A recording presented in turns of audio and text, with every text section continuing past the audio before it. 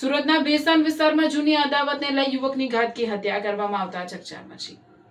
ભેસ્તાનમાં યુવકની ઘાતકી હત્યાથી ચકચાર. સુરતના ભેસ્તાન વિસ્તારમાં જૂની અદાવતને લઈ યુવકની ઘાતકી હત્યા કરવામાં આવતા ચકચાર મચી છે. ગોલ્ડન આવર્સમાં રાત્રે આશરે 11:40 વાગ્યાના અરસામાં સલમાન રુસ્તમ સૈયદ ઉંમર આશરે 30 વર્ષ પર તલવાર અને ચપ્પુ જેવા તીક્ષ્ણ હથિયારો વડે જીવલેણ હુમલો કરવામાં આવ્યો હતો.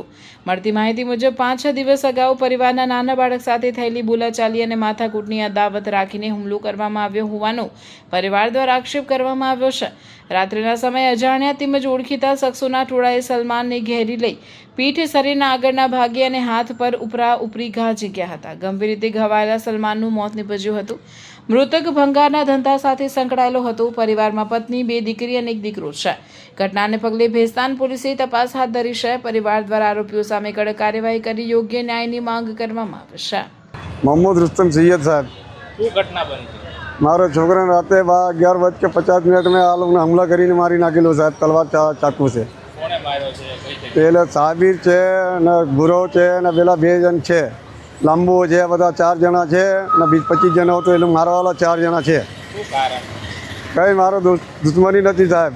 મારા ભાઈને સાલોનો છોકરો હતો, એને નાનો છોકરો હતો 12-13 વર્ષનો, એને માર્યો છે મોહલ્લામાં. એને સમજાવવા ગયા ભાઈ કેમ માર્યો, એટલે માટે આ લોકો કસર કાઢ્યો છે સાહેબ રાતે. પરિવારમાં કોણ કોણ? કોને પરિવાર? મારો પરિવાર પરિવારમાં કોણ કોણ? અને પરિવાર તો ગામમાં છે સાહેબ. છોકરાને કોણ છે? લડકા 3 લડકા છે, લડકી છે સાહેબ. શું માંગ છે? માંગણી કદી મારો ઇન્સાફ જોઈએ સાહેબ.